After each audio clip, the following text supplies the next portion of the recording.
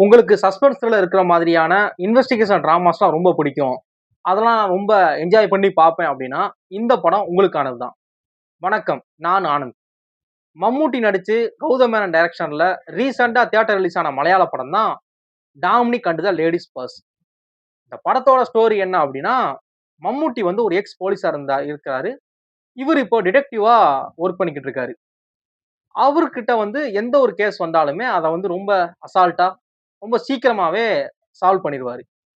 இப்படிப்பட்ட மம்மூட்டிட்ட வந்து அவங்க வீட்டு ஓனர் வந்து என்ன சொல்றாங்க அப்படின்னா, இந்தம்மா நான் ஹாஸ்பிட்டல் போயிருந்தேன். அங்க இந்த பர்ஸ் மட்டும் கிடந்துச்சு. உள்ள எந்த அட்ரஸ் எதுவுமே இல்ல. கொஞ்சம் பணம் இருக்கு, நகை இருக்கு. யாருக்குள்ளன்னு தெரியல. நீ ஒரு டிடெக்டிவ் தானே, இத வந்து அவங்கட்ட எப்படியாவது கொண்டு போய் சேர்த்துரு அப்படிங்கிறாங்க. மம்மூட்டி அவர்கள் வந்து ரொம்ப நேர்மையான, கண்ணியமான, ரொம்ப ஒரு ரொம்ப ஒரு நல்ல மனிதர். காசு வாங்காம எந்த வேலையுமே பார்க்க மாட்டாரு. அந்த அளவு ரொம்ப நல்ல மனிதர். அவர் என்ன கேட்கிறாரு அப்படின்னா, இந்த பர்ஸுக்காகவா இது பண்ணணும்? இது சும்மா எங்கேயாவது ஸ்டேஷன்ல குடுங்க அப்படிங்கிறாரு. என்னடா அது நம்பிக்கை இல்ல. நீ தான் பண்ணி குடுக்கணும் அப்படின்னோனே, சரி ஓகே. அப்ப இதுக்குன்னு நான் ஃப்ரீயாலாம் பண்ணி தர மாட்டேன். நீங்க அதுக்கான பேமெண்ட் குடுக்க வேண்டியிருக்கும். ஓகே நான் பண்றேன் அப்படிங்கிறாரு.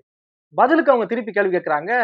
எனக்கு நீ தர வேண்டிய வாடகை இருக்குல்ல, ரென்ட் அத எப்ப தருவ அப்படிங்கிறாங்க. உடனே மம்மூட்டி அவர்கள் எந்த ஒரு கேள்வியும் இல்லாம கேஸ் எடுத்துக்கிறாரு. ஓகே இத நான் குடுத்துடுறேன் அப்படின்னு.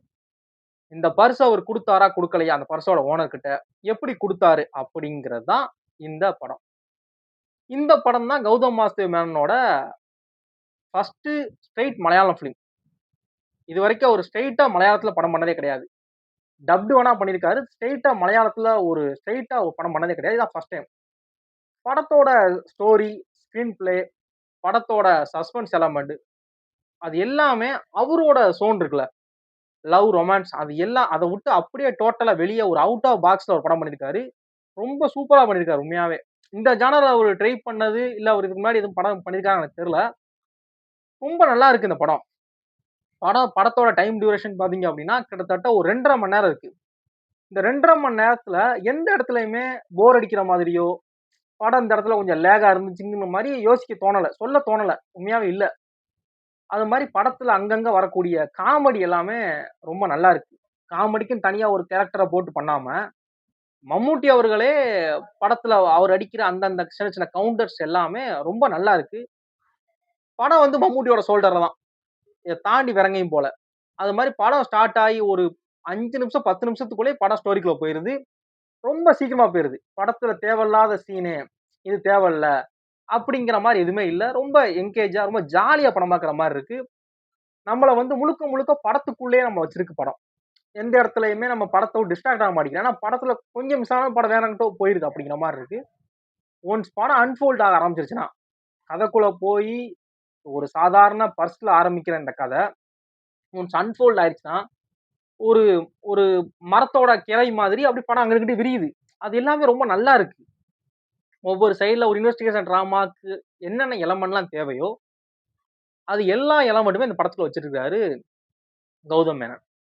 அது மாரி மம்மூட்டி அவர்கள் எந்த மாதிரியான கதாபாத்திரம்னாலும் குடு. அதுல என்னோட பெஸ்ட்ட நான் குடுக்குறேன் அப்படின்னு குடுக்கக்கூடிய ஆளு. அதே மாதிரி இதுல அவரு ரொம்ப அசால்ட்டா எந்தவித மெனக்கெடலும் இல்லாம அடிக்கிற கவுண்டர் ஆகட்டும், ஃபைட் சீன்லாம் அப்படி காமெடியா பண்றது. படத்துல அவரோட டயலாக் எல்லாமே ரொம்ப நல்லா பண்ணியிருக்காரு. தமிழ் டப்டுல இது பண்ணிருக்காங்களான்னு தெரியல. ஆனா அவர் டயலாக் எல்லாமே ரொம்ப நல்லா இருக்கு. எப்படி அப்படின்னா, ஒரு சீன்ல அடி வாங்கிருவாரு. ஃபைட் சீன்ல. அடி வாங்குனோனே, "என்ன சார் அடி வாங்குறீங்க?" அப்படின்னோனே, "எல்லா நேரமுமே நம்ம கால்குலேஷன் கரெக்ட்டா இருக்காதுப்பா. நம்ம கொஞ்சம் அடி வாங்க வேண்டியிருக்கும்." அப்படிங்கிற மாதிரியான டயலாக் எல்லாமே ரொம்ப நல்லா இருந்துச்சு. அது மாரி படத்தோட மியூசிக் ஸ்கோர், தர்புகா சிவா. அவரு வந்து படத்தோட மூட வந்து இன்னும் கொஞ்சம் என்ஹான்ஸ் பண்ணியிருக்காரு. படத்துல ட்விஸ்ட் அண்ட் டர்ன்ஸ்லாம் நெறைய இருக்கு. கொஞ்சம் கூட நம்ம எதிர்பார்க்கிறது எதுவுமே படத்தோட சீனா இல்ல.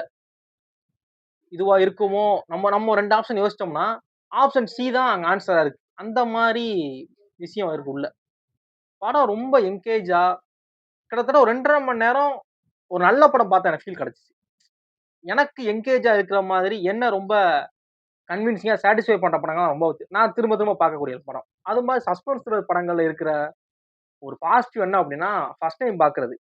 அந்த படத்தோட ஃபர்ஸ்ட் டைம் அந்த படத்த பார்க்குறோம் அப்டின்னா, அதுல வரக்கூடிய சஸ்பென்ஸ் நம்மளுக்கு பயங்கரமா கனெக்ட் ஆகும். ஏன்னா நமக்கு என்ன நடக்க போகுதுன்னே தெரியாது. ஒரு திக்குங்கிற அந்த இதுலயே கொண்டு போகும். செகண்ட் டைம், தேர்ட் டைம்க்கு அப்புறம் நமக்கு தெரிஞ்சிரும். இதான நடக்கும் அப்படிங்கிற மாரி இருக்கும். ஃபர்ஸ்ட் டைம் இந்த படத்த எந்தவித சஸ்பென்ஸ் யார்ட்டயும் ரிவீல் ஆகாம பார்த்துருங்க. நானுமே எந்தவித சஸ்பென்ஸ் ரிவீலையுமே ரிவீல் பண்ணல.